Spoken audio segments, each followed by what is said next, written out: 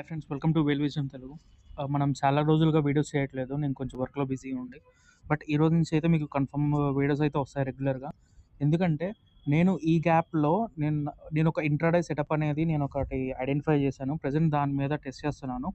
ఆ టెస్టింగ్ అనేది నేను చేయడమే కాకుండా మీకు కూడా డైరెక్ట్‌గా చూపిస్తాను. అంటే ఎవ్రీడే ఒక డీమ్యాట్ అకౌంట్‌లో నేను చేసుకున్న ఇంట్రాడే సెటప్ అనేది ఉంది కదా! దాన్ని రన్ చేస్తూ ఉంటాను. ఎవ్రీడే ప్రాఫిట్ వస్తే ప్రాఫిట్, లాస్ వస్తే లాస్. అలా ఒక 100 days of option buying challenge అనేది మీకు చేయబోతున్నాను. ఇక ఈ రోజు నుంచి డే 1 ఈరోజు రన్ చేశాను. ప్రాఫిట్‌లో ఏంటి, లాస్ ఏంటి అనేది మీకు చూపిస్తాను. నెక్స్ట్ వీడియోలో వస్తుంది. బట్ ఇక్కడ నుంచి 100 days of option buying challenge using that setup అనేది చేస్తాననమాట.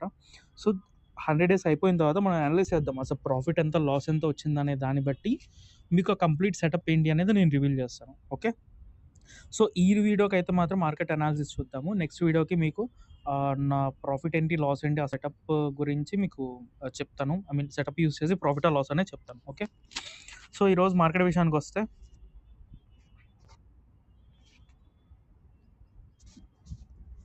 సో, మార్కెట్ చూడండి. మార్కెట్ నిన్న ఇక్కడ క్లోజ్ అయింది. ఈరోజు గ్యాప్ డౌనే ఓపెన్ అయ్యిందండి. దాదాపు 150+ పాయింట్స్ గ్యాప్ డౌన్ ఓపెన్ అయింది. అండ్ ఇక్కడ నుంచి కూడా మార్నింగ్ అంతా కూడా ఫస్ట్ హాఫ్ వరకు ఆల్మోస్ట్ 2:30 వరకు ఇక్కడున్న గ్యాప్‌ని ఫిల్ చేయడానికే ట్రై చేసింది మార్కెట్. ఎప్పుడైతే గ్యాప్ ఫిల్ చేసిందో మార్కెట్ పడింది. సో, ఇది గుర్తుపెట్టుకోండి, మనకి వార్ జరుగుతుంది. ఈ మార్కెట్ అంతా కూడా సెల్ ఆన్ రైజ్ మార్కెట్ అనమాట. అంటే ఎప్పుడైనా ఒక షార్ప్ బౌన్స్ అనేది మార్కెట్‌లో వస్తే అది మనం సెల్లింగ్ ఆపర్చునిటీగా చూడాలి. అంతేగాని మార్కెట్ పెరుగుతుందని మనం లాంగ్ పొజిషన్స్ తీసుకోకూడదు. ఎందుకంటే ఇది సెల్ ఆన్ రైజ్ మార్కెట్ అనమాట. ఒకవేళ పెరిగితే ఖచ్చితంగా కింద పడుతుందని మనం పైన సెల్ చేయాలనమాట. షార్టింగ్ చేయాలి. ఓకే. సో, ఇక్కడి వరకైతే క్లోజ్ అయింది. కానీ ఈ సపోర్ట్ లైన్ ఉంది కదా! ఇది S3 అనే సపోర్ట్ లైన్ ఉంది కదా! ఈ లైన్, ఈ డే లో అనేది బ్రేక్ చేయలేదు.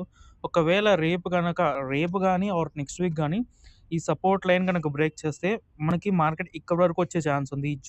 ఈ జోన్ గుర్తుపెట్టుకోండి. 23,200 కింద 22,900.